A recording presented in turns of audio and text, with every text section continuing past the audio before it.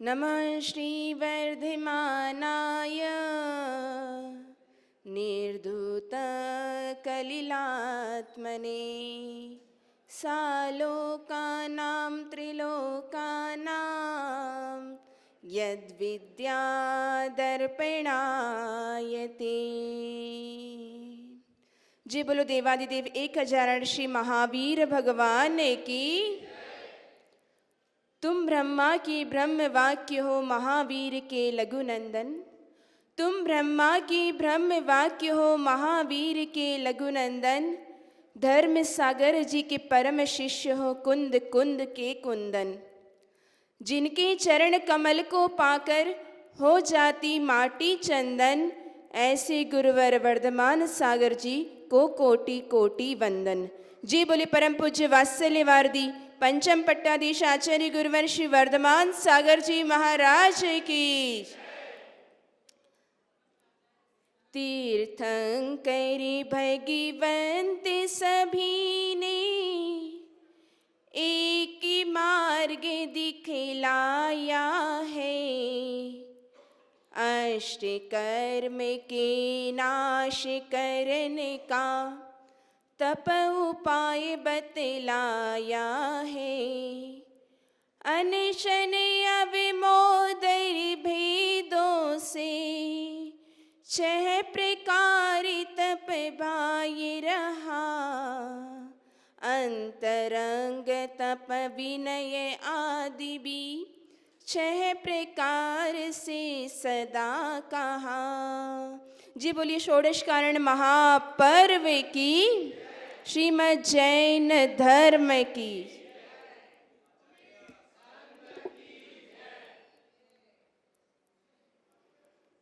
घड़ी में 9 बज चुके हैं।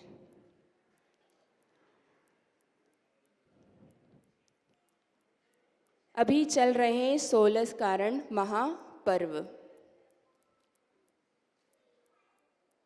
तो 16 कारण में पर्व शब्द आया है।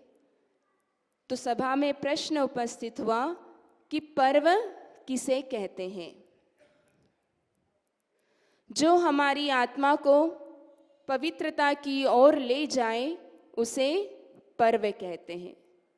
जिससे हमारी आत्मा में विशुद्धि बढ़ जाए उसे पर्व कहते हैं।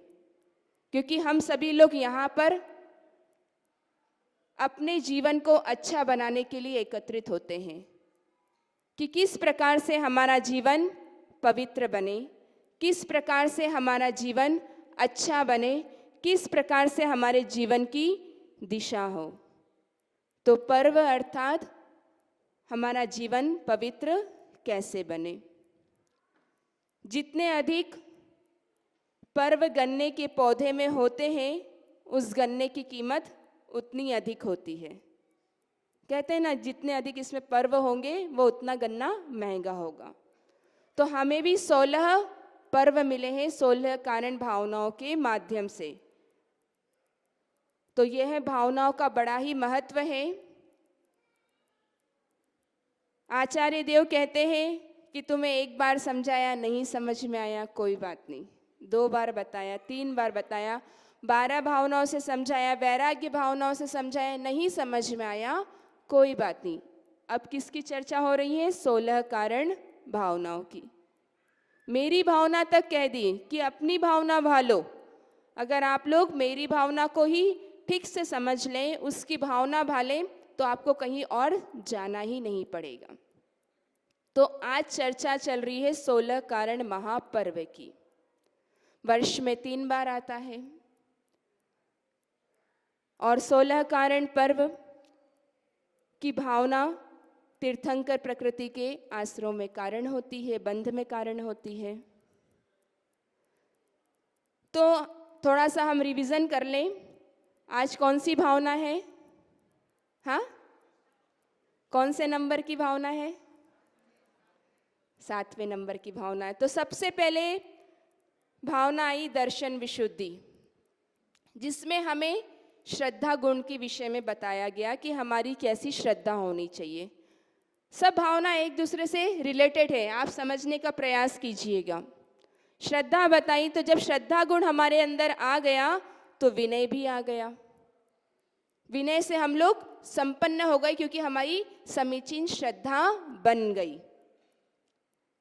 जब विनय से संपन्न हुए तो फिर शील व्रतेश अतिचार, जो हमारे शील है उसमें हम अतिचार नहीं लगाएं, ऐसी भावना जागृत हुई।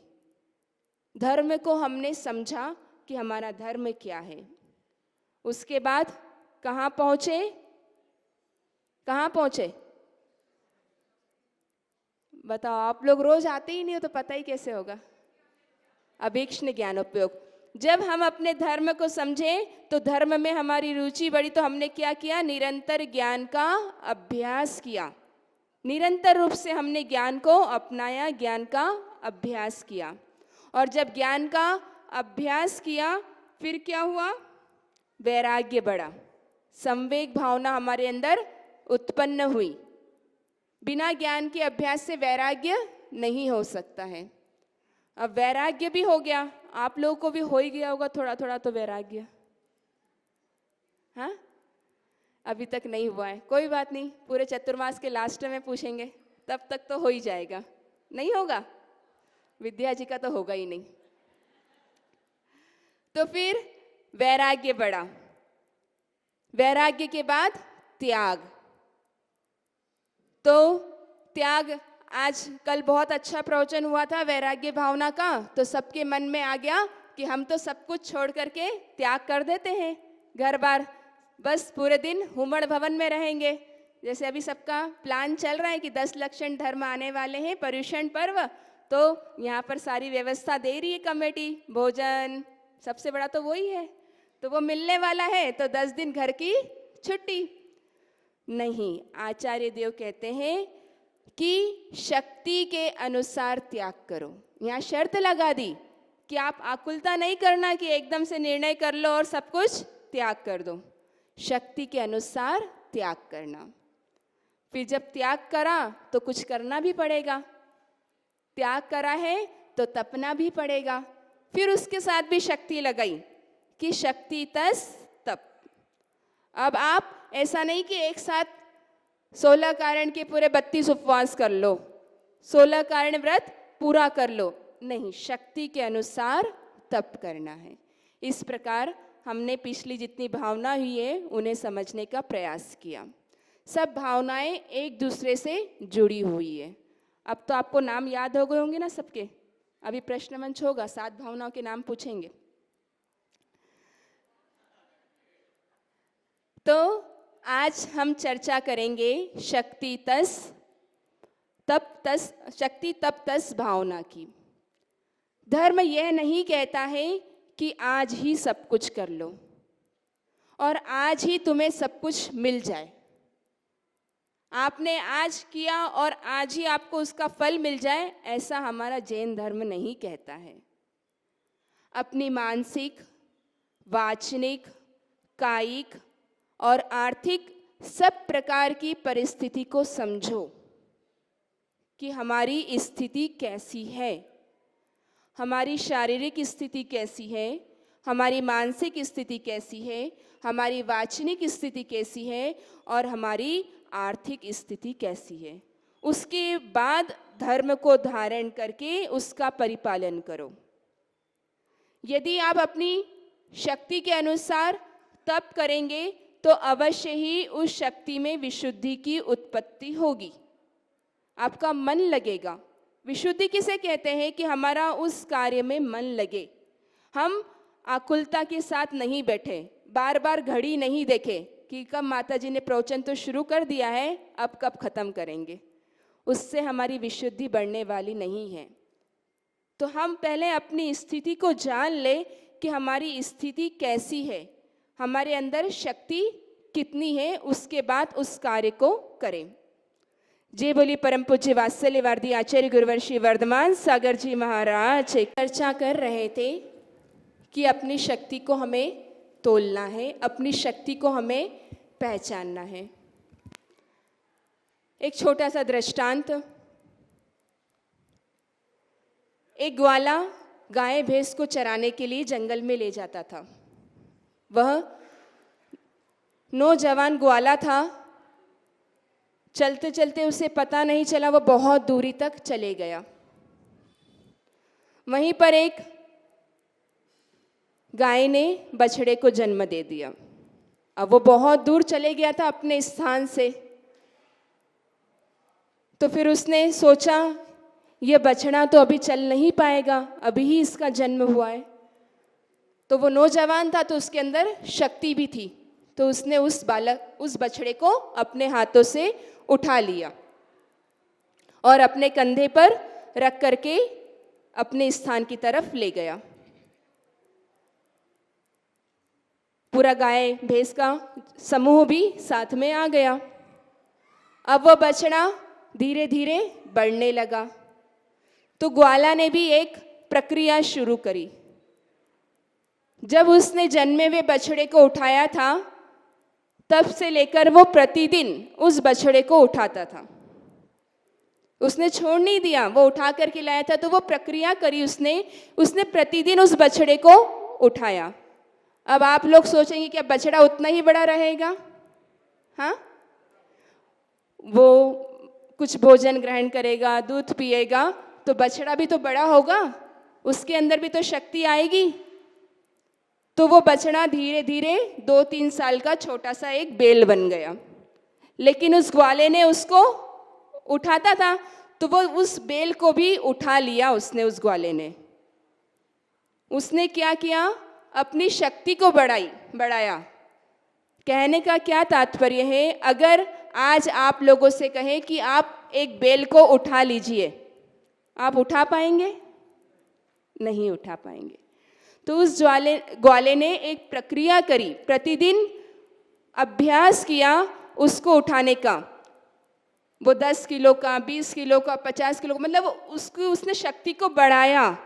तब कहीं जा कर के वो उस 2-3 वर्ष की जो बैल हो गया था, उसको भी हाथों से सहज रूप से उठाकर अपने कंधों पर रख लिया। तो इसी प्रकार यह आज की भावना हमें संदेश दे रही है कि किस प्रकार से हम अपनी शक्ति को बढ़ाएं। 4 चीज़ें बताई हैं आपको।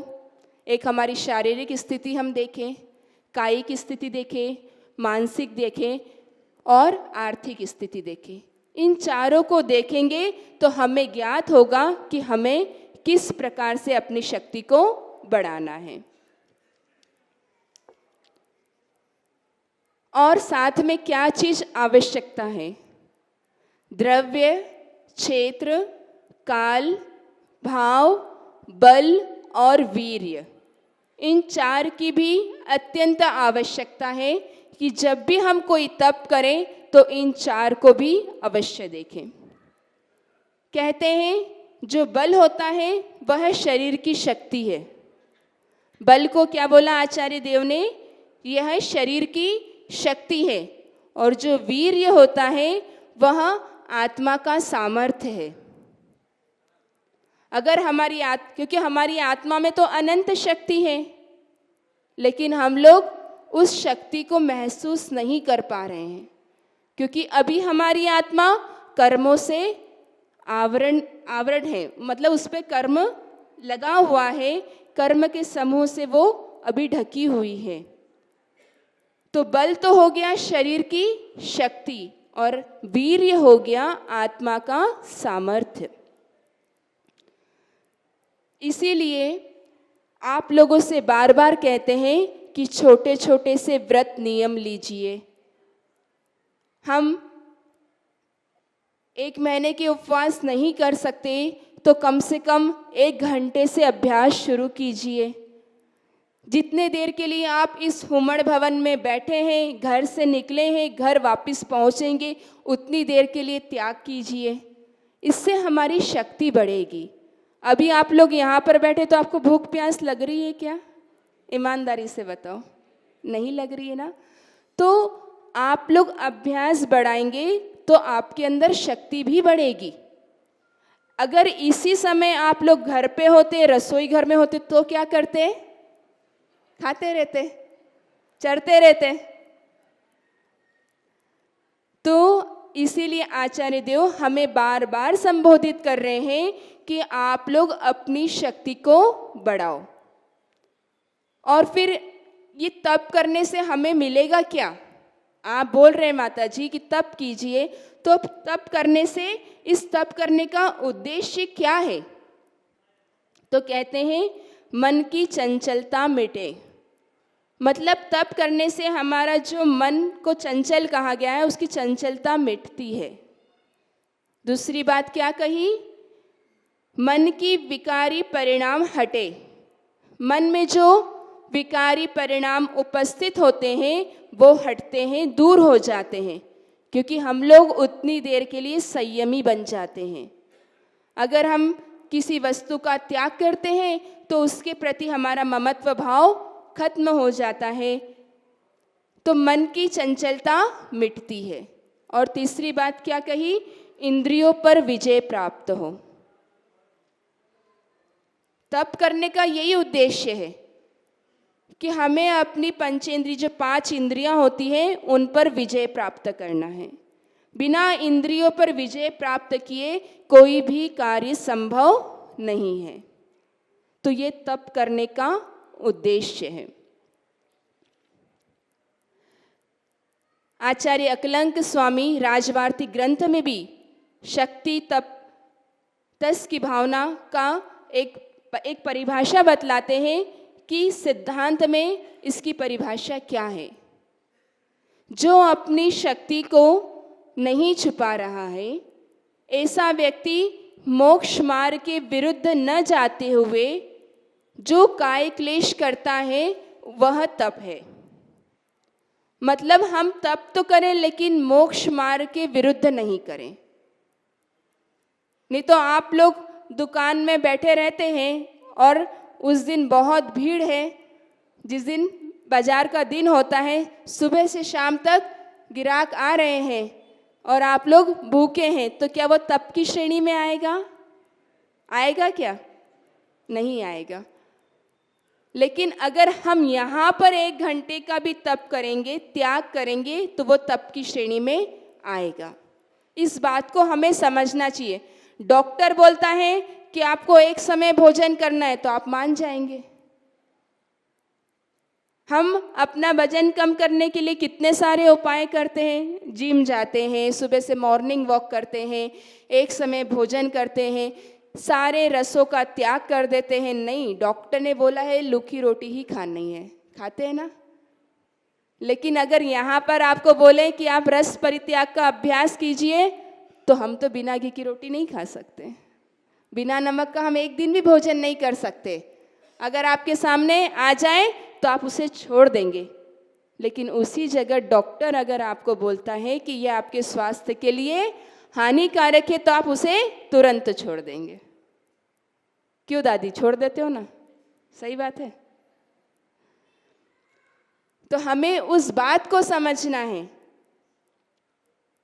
हमारे सामने इतने बड़े डॉक्टर बैठे हैं, आपके यहाँ पर वर्धमान हॉस्पिटल आया है और उसमें इतने बड़े सर्जन बैठे हुए हैं जो आपकी हर समस्या का इलाज करने के लिए तैयार है। आपने देखा ना टेकचंद जी बाबा जी को, उनकी उम्र कितनी थी, लेकिन आचार्य ने उन्हें दीक्षा प्रदान करी और आज वो कठोर तपस्चरण कर रहे हैं।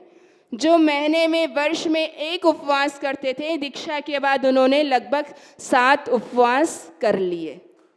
तो यह कैसा हुआ? उन्होंने अपनी शक्ति को बढ़ाया ना, गुरु के सानिध्य में रह करके। पहले वो सब रस लेते थे, सब भोजन में लेते थे, लेकिन धीरे धीरे उन्होंने सब वस्तुओं का त्याग किया, रसों का त्याग किया। तो ऐसे उदाहरण हमारे सामने। अगर आप भी आपकी आत्मा का इलाज करवाना चाहते हैं तो इस हॉस्पिटल में एडमिशन ले लीजिए। अभी आपके पास समय है 2.5 महीने का, और तो सब बीमारियां आपकी खत्म हो जाएगी, सारे रोग नाश को प्राप्त हो जाएंगे अगर आपने यहाँ पर एडमिशन ले लिया। कहते हैं मानुष्यम दुर्लभम लोके पांडित्यम अति दुर्लभम अर्हशासनमत्यंतम तपस्त्रैलोक्य दुर्लभम। लोक में मनुष्य जन्म बहुत दुर्लभ है। सब लोग जानते हैं पर मानता कोई नहीं। आप लोग क्या सोचते हैं, ये जन्म मिला है तो मज़े कर लें, फिर पता नहीं कब हमें ये जीवन मिलेगा। लेकिन मनुष्य जन्म मिलना बहुत दुर्लभ है।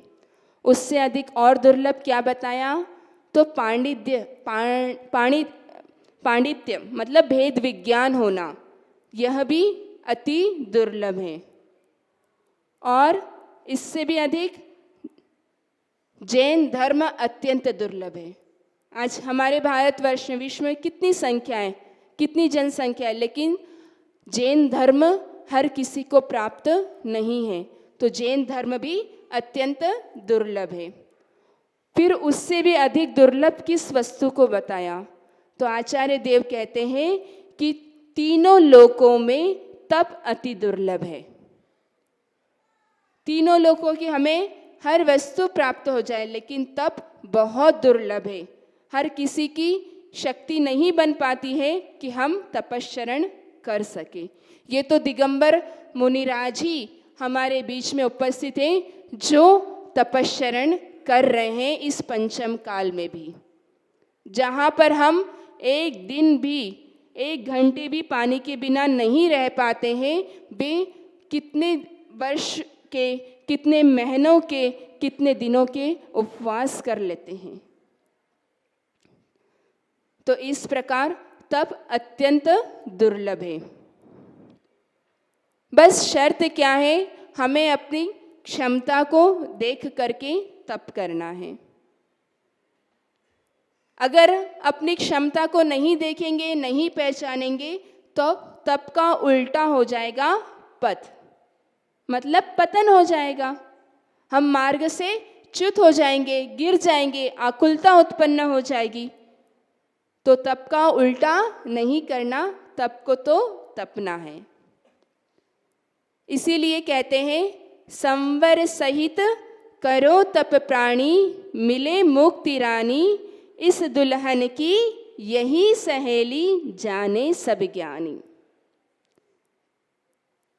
संवर सहित आप तप करो। संवर का अर्थ होता है चारित्र।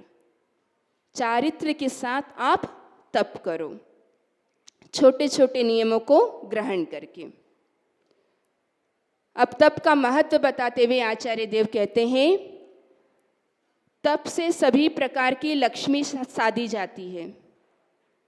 अगर आप तपश्चरण करेंगे तो सभी प्रकार की लक्ष्मी साधी जा सकती है। तप से ही देवता वश में होते हैं।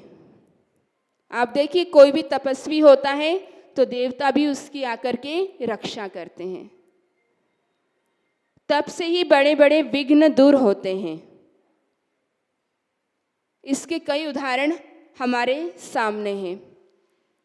जब आचार्य शांति सागर जी महाराज जी के सामने जैन संस्कृति की रक्षा की बात आई थी, तो उन्होंने तपश्चरण किया, तो जितने भी विघ्न उपस्थित हो रहे थे, वे विघ्न सब शांत हो गए। तो तप से बड़े बड़े विघ्न दूर होते हैं। तप से ही श्रमण साधु कर्म निर्जरा करते हैं। बिना तपश्चरण करे कर्मों की निर्जरा संभव नहीं है। तप से कार्य की सिद्धि, मतलब अगर कोई कार्य की हमें सिद्धि करना है तो तप एक अमोघ शस्त्र है। अगर इसका एक बहुत अच्छा उदाहरण है, आप लोगों ने सुना होगा, पढ़ा होगा, क्योंकि कहते हैं उदयपुर वाले तो सब स्वाध्याय प्रेमी हैं, सभी लोग प्रतिदिन स्वाध्याय करते हैं। तो एक बार क्या हुआ, जब भरत चक्रवर्ती चक्र रत्न को आगे करके अपनी पूरी सेना के साथ दिग्विजय यात्रा के लिए निकले, तो उन्होंने गंगा नदी के किनारे चलते चलते गंगा सागर तक पहुंच गए। वहाँ गंगा द्वार पर पहुंचकर उन्होंने मन वचन काय की शुद्धि पूर्वक 3 उपवास किए। कितने उपवास किए? 3 उपवास किए उन्होंने, और ऐसे ही नहीं किए, मन वचन काया की शुद्धि पूर्वक किए। और उस उपवास का फिर क्या हुआ, उन्होंने अपने नाम से चिन्हित अमोघ नाम का बाण मागध देव के लिए छोड़ा, और वह बाण कितनी दूर तक गया, 12 योजन। 12 योजन जाकर मागध देव के भवन में गिरा, जिससे मागध देव को सूचना मिल गई कि भरत चक्रवर्ती का आगमन हुआ है। तो फिर मागध देव ने क्या किया, अपने हाथों में रत्न लेकर भरत चक्रवर्ती के सम्मान में गए। कहा था ना कि तप से सभी प्रकार की लक्ष्मी साधी जाती है। 12 योजन जाकर के वो बाण गिरा उनके भवन में, तो मागध देव तुरंत रत्नों से भरा थाल लेकर के भरत चक्रवर्ती के सम्मुख गए। फिर क्या हुआ, आगे की तरफ और बढ़े, क्योंकि 6 खंड की उनको यात्रा करनी थी। विजयार्थ पर्वत की वेदिका के समीप पहुँचे, तो वहाँ पर भी उन्होंने उपवास पूर्वक वहाँ के जो अधिष्ठाता विजयार्थ कुमार देव था उनका स्मरण किया, और देव वहाँ पर उपस्थित हो गए। उससे क्या हुआ, जो म्लेच्छ राजाओं को आगे फिर वो जीतते हुए चले गए, रुके नहीं। मतलब उपवास करके वो विद्याओं को अपने अंदर साधना करते चले गए, और आगे युद्ध नहीं करना पड़ा उन्हें किसी से भी। इसी प्रकार वो जीतते हुए आगे बढ़ते चले गए। जब भरत चक्रवर्ती हिमवान पर्वत पर ठहरे, वहाँ उन्होंने फिर 3 दिन का उपवास किया, और हिमवत पर्वत पर रहने वाले देवों को वश में किया। दूसरे नंबर पे हमने सुना था ना कि तप से ही देवता वश में होते हैं। तो जो हिमवान पर्वत पर देव लोग रहते थे, उन्हें भरत चक्रवर्ती ने 3 उपवास करके अपने वश में कर लिया। फिर आगे बढ़े तो वृषभाचल पर्वत पर आए, वहाँ पर अपना नाम लिखा और विजयार्थ पर्वत पर आकर उपवास किया। आप लोग सोचेंगे वो तो चक्रवर्ती थे, इतनी बड़ी सेना को लेकर के गए थे, चक्ररत्न उनके साथ था, फिर उन्होंने उपवास क्यों किया? क्या जरूरत थी उन्हें उपवास करने की? नहीं, उन्होंने तपस्चरण करके अपने कार्य को साधा। आगे चलकर नमी विनमी, जो कि विजयार्थ की दोनों श्रेणियों के स्वामी थे, वहाँ जैसे ही भरत चक्रवर्ती पहुँचे तो उन दोनों स्वामियों ने भरत चक्रवर्ती को नमस्कार किया। फिर गंगा कूट के समीप आए तो उन्होंने फिर 3 उपवास किए, और उस उपवास के प्रभाव से गंगा देवी ने उनका 1000 कलशों से अभिषेक किया।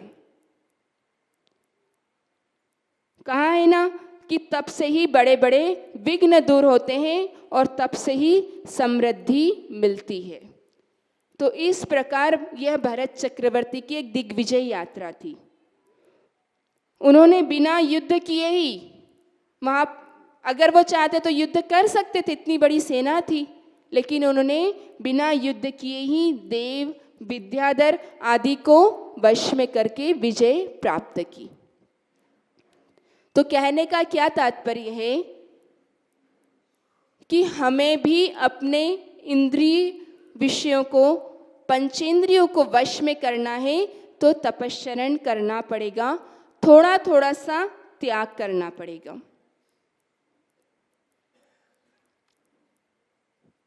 एक छोटी सी बात है, कोई वस्तु कठोर होती है, पेड़ पर एक फल लगा हुआ है, वह कठोर है।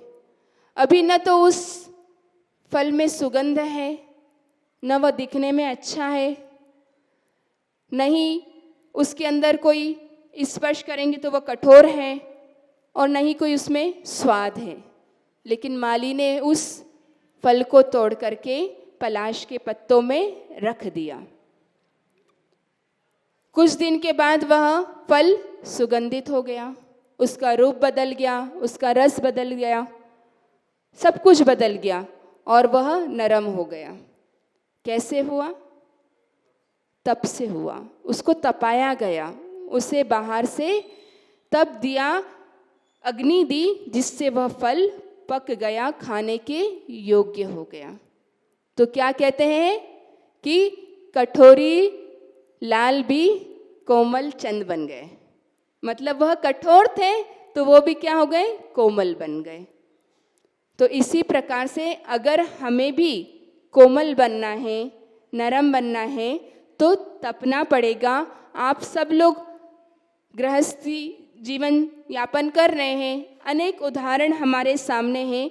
तो बिना तपे कोई भी कार्य की सिद्धि नहीं हो सकती है।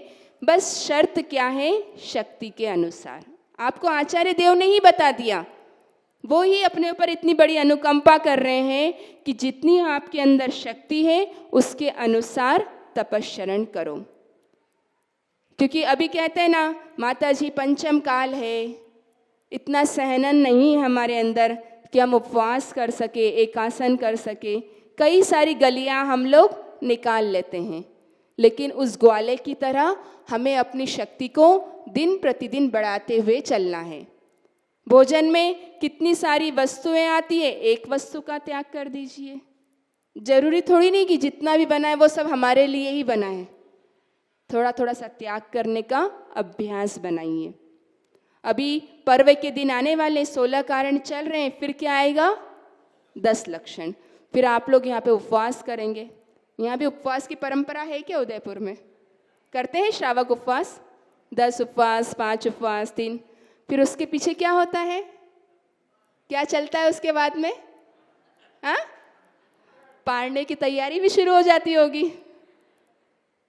10 उपवास तो हम लोग कर रहे हैं, उसके बाद क्या होगा ये सोचने का मतलब आगामी इच्छा के लिए हम लोग तप कर रहे हैं कि 10 उपवास करेंगे तो हमारा इतना बड़े ऐतिहासिक रूप में पारना महोत्सव मनाया जाएगा।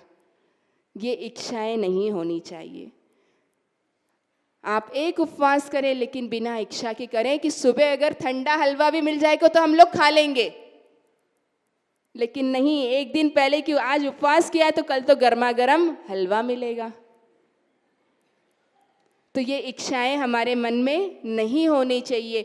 जिस दिन से ये इच्छाएं समाप्त हो जाएगी तो हमारा वह 1 घंटे का, 1 दिन का तप करना भी सार्थकता को प्राप्त होगा। तो इस प्रकार बहुत बड़ा विस्तार है तप भावना का। हम 10 लक्षण महापर्व में भी इसकी व्याख्या सुनेंगे और आचार्य श्री के मुख से हमें इसकी महत्ता पता चलेगी। क्योंकि देखिए, आचार्य श्री ने जब से दीक्षा मतलब यौवन में दीक्षा ली तो यौवन का स्वागत ही तप से किया। उन्होंने विषय भोग से अपने यौवन का स्वागत नहीं किया, उन्होंने तप से किया। जब इतनी छोटी सी उम्र में आचार्य श्री ने दीक्षा ली, जिस समय हम अपने बच्चों को घर से बाहर भी नहीं भेज सकते थे, तो आचार्य श्री ने अपने जीवन का स्वागत तप से किया। तो ऐसे परम आराध्य गुरुवर की शरण में हमें भी दीक्षा लेने का अवसर प्राप्त हुआ, हमें भी उनसे सीखने का अवसर प्राप्त हुआ, कर्म निर्जरा करने का एक साधन मिला। तो आप सभी के जीवन में भी यह तप धर्म आए।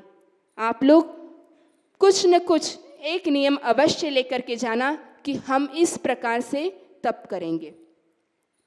कोई जरूरी नहीं है।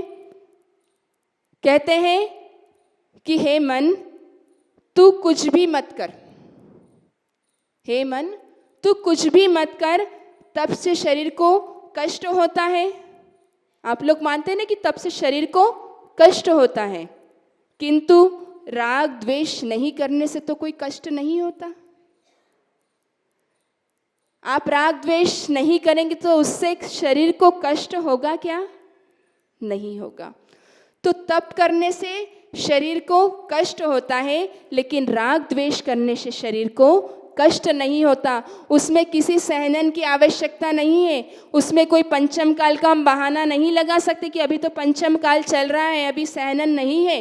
राग द्वेष करने में क्या चाहिए आपको?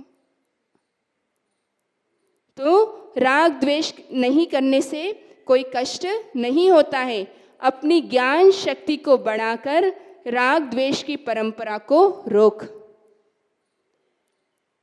राग द्वेष की परंपरा को रोकने का प्रयास कीजिए। नहीं कर रहे कि आप उपवास करो, चलो राग द्वेष तो मत करो, वो तो कर सकते हैं ना आप। एक उपवास करना आसान है, लेकिन राग द्वेष करना, उसको छोड़ना बड़ा मुश्किल है।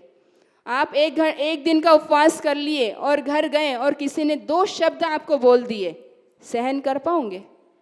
पूरे दिन भूखे रह लिए आप लोग, लेकिन 2 शब्द सहन नहीं कर पाए, तो वो करना बहुत मुश्किल है। इसलिए आचार्य देव हमें बार बार समझा रहे हैं कि अपने जीवन में राग द्वेष का अभाव होना चाहिए और उसमें किसी भी प्रकार की कोई सहनन की आवश्यकता नहीं है, कोई काल का बहाना नहीं हम ले सकते हैं। इस प्रकार हम अपने जीवन को बहुत अधिक ऊंचाइयों तक पहुंचा सकते हैं। और जब हमारे अंदर समीचीन तप आ जाएगा तो वह जो क्रोध भाव है वह भी क्षमा में परिणत हो जाएगा। और वही तो हमें करना है। क्रोध को किस में परिणत करना है? क्षमा में। तो यह भी एक तप है। 12 प्रकार के तप होते हैं जिसका व्याख्यान और कभी सुनेंगे, तप धर्म के अंतर्गत सुनेंगे, आचार्य श्री के मुख से सुनेंगे। जी बोलिए परम पूज्य वात्सल्य वारदी आचार्य गुरुवर श्री वर्धमान सागर जी महाराज की।